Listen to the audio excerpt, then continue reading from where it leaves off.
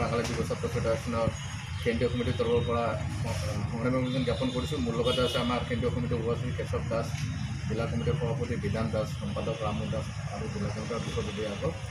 আজি আমি একচুৱেলি ইয়াত আপোনালোকক আমন্ত্ৰণ জনোৱাৰ উদ্দেশ্যটো হ'ল যে ইতিমধ্যে নৱগঠিত কেন্দ্ৰীয় কমিটিৰ কেন্দ্ৰীয় চৰকাৰ গঠন হৈছে।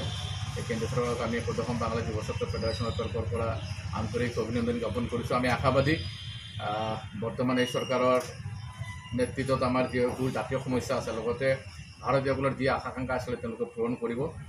আমি কথাখিনি ক'ব বিচাৰোঁ যে আপোনালোকে নিশ্চয় জানে যে অতীজৰ পৰা বিশেষকৈ ব্ৰহ্মপুত্ৰ বেলিৰ পৰা অসম মন্ত্ৰীসভাত 2-3জন হিন্দু বাঙালী মন্ত্ৰী অন্তৰ্ভুক্ত কৰা হৈছিল। কিন্তু অতি পৰিতাপৰ বিষয় যে 2016 চনৰ পৰা এই পৰম্পৰাটো ভংগ কৰা হৈছে।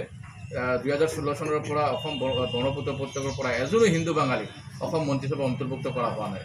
সেই ক্ষেত্ৰত আমি চৰকাৰক প্ৰশ্ন কৰিব বিচাৰোঁ বা সেই ৰাজনৈতিক দলক প্ৰশ্ন কৰিব বিচাৰোঁ যে তেওঁলোকে ব্ৰহ্মপুত্ৰ উপত্যকাত থকা এই 50 লক্ষ হিন্দু বাঙালী ৰাজনৈতিক যিটো অস্তিত্ব এইটো অস্বীকাৰ কৰা নাইনে, বা আমাৰ যিখিনি আকাংক্ষা আছিল তেওঁলোকে ইয়াত বাধা দিয়া নাইনে।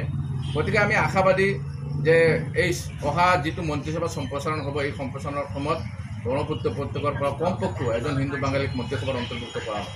আপোনালোকে দেখিছে যে বিগত যিটো লোকসভা নিৰ্বাচন হৈ গৈছে, বিশেষকৈ যি 11জন আমাৰ NDA সাংসদ নিৰ্বাচিত হৈছে, তাত যদি আটাইতকৈ বিভিন্ন জাতি জনগোষ্ঠীৰ লগত আটাইতকৈ যদি আপোনালোকে চাই যে হিন্দু বাঙালী ভোটখিনি প্ৰায় 95% ভোট কিন্তু বিজেপিৰ পক্ষত গৈছে।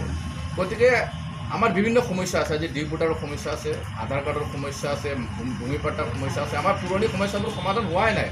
নতুনকৈ আৰু বিভিন্ন সমস্যা আৰ্টিফিচিয়েলভাৱে ক্ৰিয়েট কৰা হৈছে। তাৰপিছত কিন্তু যেতিয়া মুখ্যমন্ত্ৰী মহোদয়ে আশ্বাস দিছিলে যে অহা 6 মাহৰ ভিতৰত হিন্দু বাঙালীৰ সমস্যাখিনি সমাধান কৰা হ'ব, মুখ্যমন্ত্ৰীৰ আশ্বাসৰ প্ৰতি সম্পূৰ্ণ আস্থা আৰু বিশ্বাস ইতিমধ্যে হিন্দু বাঙালীসকলে প্ৰমাণ কৰিছে, যাৰ বাবে যোৱা লোকসভা নিৰ্বাচনত অধিকাংশ হিন্দু বাঙালী ভোট NDAৰ পক্ষত কৰিছে।